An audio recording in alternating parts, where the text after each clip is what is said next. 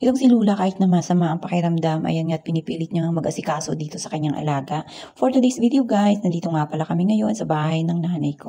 Maaga pa nga, nakapaglakwat siya na kami nitong si Yayam. Meron pa naman akong oras, kaya sabi ko magjo-joyride muna kami. Medyo matagal-tagal na nga rin na hindi ako nakapasyal dito sa bahay ng nanay ko gawa ng sobrang busy talaga. Saglit lang nga kami dun guys, siguro ilang minuto lang at umalis na nga rin kami. Pagdatingan namin dito sa bahay, itong dalawa ibinsing busy at itong nga si Lula nagluluto pa ng hot cake. At itong si nanay medyo nakakapag-relax nga dahil nandito si Lula.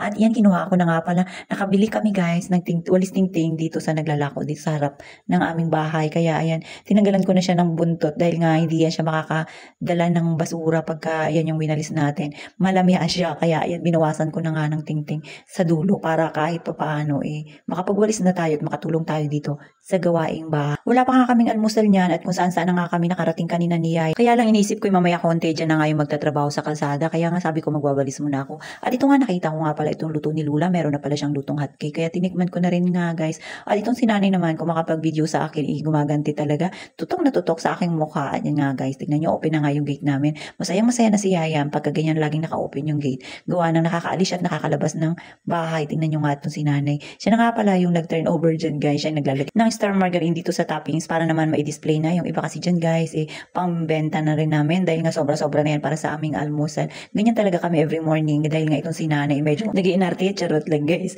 Hindi rin siya kumakain ng kanin pag morning kaya ayan kanin lang nga at kung ano may prepare namin sa umaga goods na yan siya. At ito meron nga rin palang naglakaw ng isda. Binili ko na guys kasi nga parang hindi na kami lumabas ng kalsada napakalayo rin nga kung lalakarin. At ako'y tamad na rin na lumabas dahil nga karating lang namin galing nag-joyride at babalik na naman nga.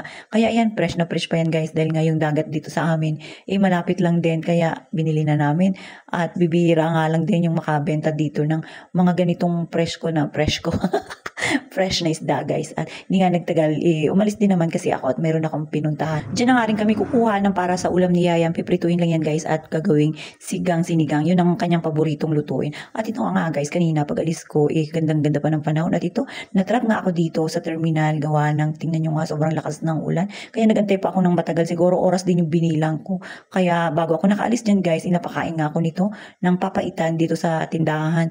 I mean dito sa kantin ng ate ko. Kaya ayan, bago ako umalis dyan guys, talagang busog na busog ako. Tingnan nyo nga dito, halos nga sobrang dami at mapuno na nga ito yung kanilang mangkok ng pagsandok ko. Dahil ako nga rin lang yan guys ang nagsandok niyan dahil nga nagustuhan ko. At medyo mainit pa nga ng mga oras na yan. At ayun nga, bago ko umalis, talagang busog na busog ako guys. Tingnan nyo nga dito. Medyo mahaba-haba nga yan dyan yung aking nilakad. Kaya ayun, wala rin, naubos din.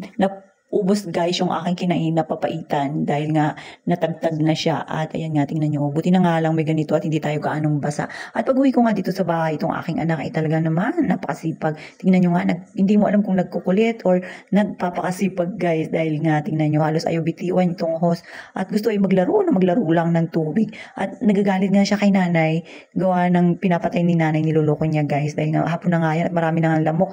Gusto na ni nanay pakyatin dahil nga pakakainin na at liligo. Kaya halos ayaw nga umalis. At ito nga, nung nasa taas na siya kanina guys, bigla nga palang dumating itong si Ate Angel na may dalang Barbie. Kaya ayan na naman yung napagtripan niya. Halos ayaw nga ibigay na kahit na alis na si Ate Angel. Ayan, tingnan niya. Gusto siguro maging girl na siya guys. Tingnan niyo nga, tuwan-tuwa siya. At si Ate Angel niya, kanina pa habol lang habol sa kanya dahil nga halos ayaw na talagang bitiwan. So paano ba yan guys? Hanggang dyan na lang muna. Kita-kits ulit.